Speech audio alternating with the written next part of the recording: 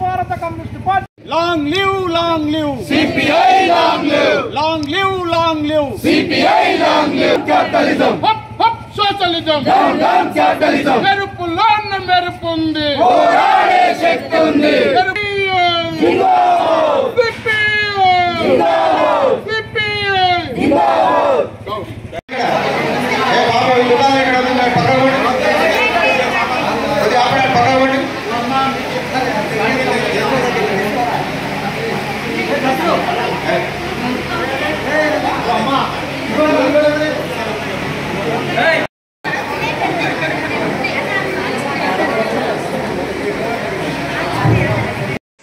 ఈ దేశంలో ఉన్నటువంటి సకల జనుల సౌకర్యం కొరకు, అంతరాలు లేని సమాజం కొరకు, మానవాళి కళ్యాణం కొరకు మధ్య దళారీ దోపిడిగా అంతం చేసేందుకు నిరంతరం సాగిస్తున్నటువంటి ఈ మాట ఎందుకు చెప్తున్నా అంటే, మన పార్టీ 1925 డిసెంబర్ 26 స్థాపించబడ్డ విషయం మీ అందరికీ తెలుసు.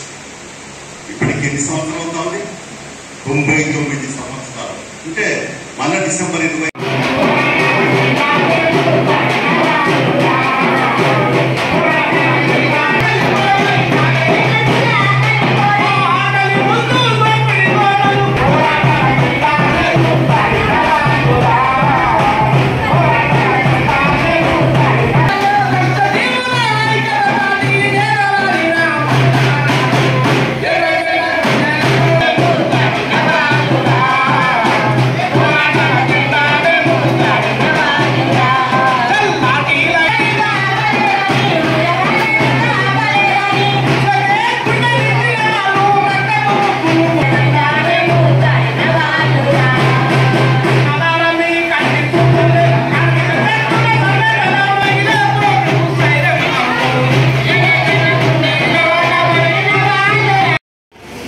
పార్లమెంటులో బడ్జెట్ సమావేశాలు జరగబోతాం. ఈ బడ్జెట్ సమావేశాల సందర్భంగా మేము వరంగల్ జిల్లా ప్రజల పక్షాన మేము డిమాండ్ చేసేదంటే, ఇక్కడ అనేకమైనటువంటి పెండింగ్ పనులు, కేంద్రం నుంచి రావాల్సినటువంటి నిధులు పెండింగ్లో ఉన్నాయి.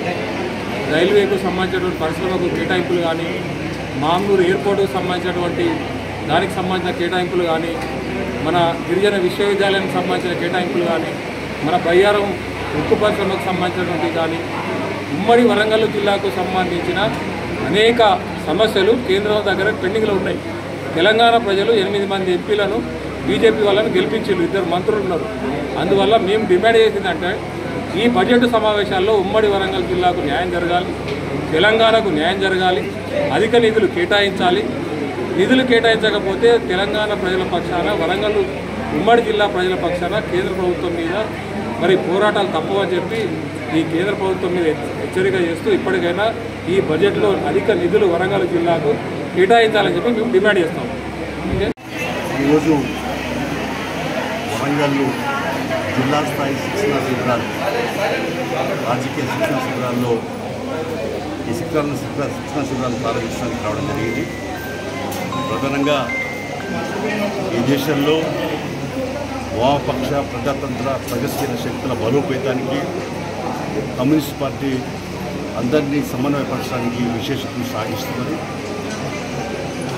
ప్రధానంగా మన స్వాతంత్రం వచ్చి 77 సంవత్సరాలు గడిచిన తర్వాత కూడా ఇవాళ ఇంకా రాజ్యాంగంలో పొందుపరిచిన ప్రాథమిక హక్కులు,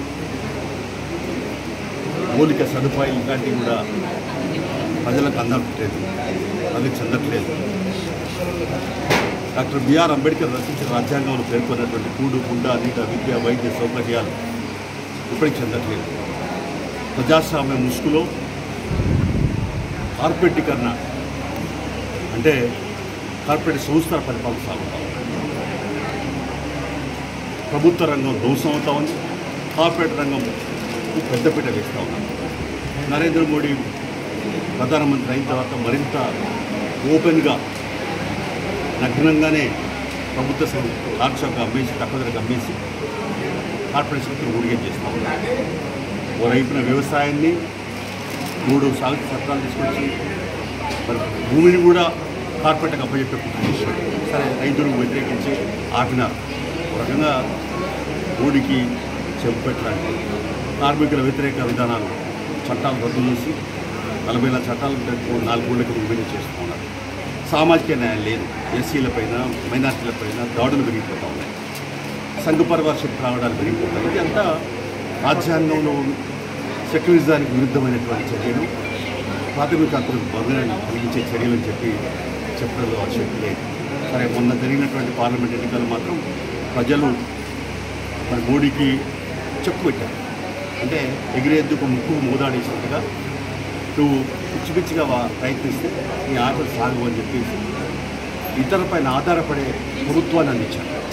సొంత మెజార్టీ లేని వాళ్ళు బీజేపీ తెలుగుదేశం పైన లేకుంటే జేడీ పైన ఆధారపడిపోతున్నారు వాళ్ళు.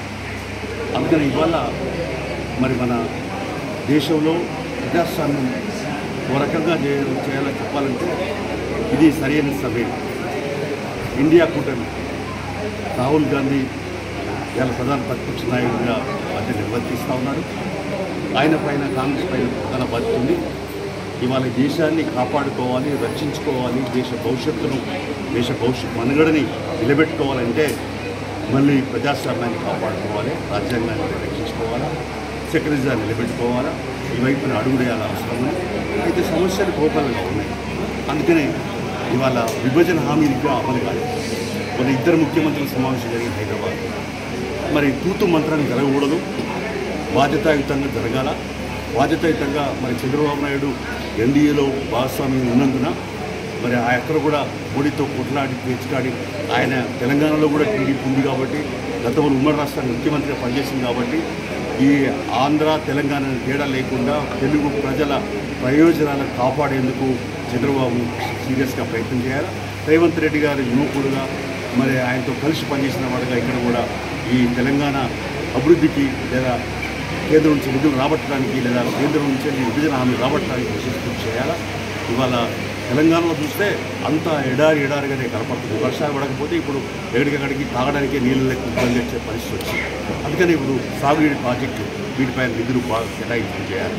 గతంలో మరి 10 ఏళ్ళు కేసీఆర్ పాలనలో తెలంగాణలో ప్రాజెక్టులు పని జరుగుతున్నట్టు కనపడ్డా ఏ ప్రాజెక్టు పూర్తి కాదు.